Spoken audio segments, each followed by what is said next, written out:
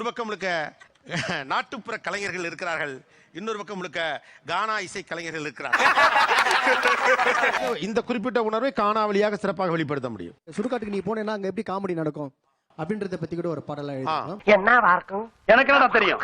மாலை போட்டுன கூட்டுன போங்க ஒத்தடியில, உன்னை மாலை போட்டுன கூட்டுன போங்க ஒத்தடியில, அந்த இடம் தான் இருக்குதுடா 6 அடியில, அந்த இடம் தான் இருக்குதுடா 6 அடியில, கொஞ்சி பேசுறதுக்கு லவர இல்ல, தப்பிச்சு ஓடுறதுக்கு சவுரம் இல்ல, Facebook வாட்ஸ்அப் ஒர்க் ஆகாது, உன் ஃபிகர் ஆன்லைன்ல அங்க வராது.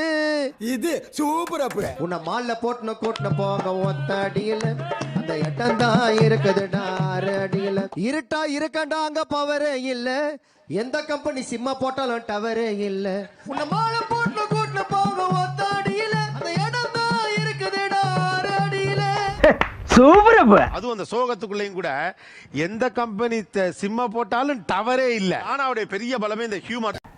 நானும் அப்ப இருந்து பாக்குறேன், சும்மா விட்டாண்டா விட்டுட்டு இருக்கேன். ரொம்பவும் பிடித்த ஒரு நாட்டுப்புற பாடல். வண்டியில நெல்லு வரும், வண்டியில நெல்லு வரும், போடு வண்டியில நெல்லு வரும், வண்டியில நெல்லு வரும், வண்டியில நெல்லு வரும், அம்மாவுக்கு குண்டானில நெல்லு வரும், வண்டியில நெல்லு வரும், வண்டியில நெல்லு வரும், வண்டியில நெல்லு வரும், அம்மாவுக்கு பொட்டியில நெல்லு வரும்.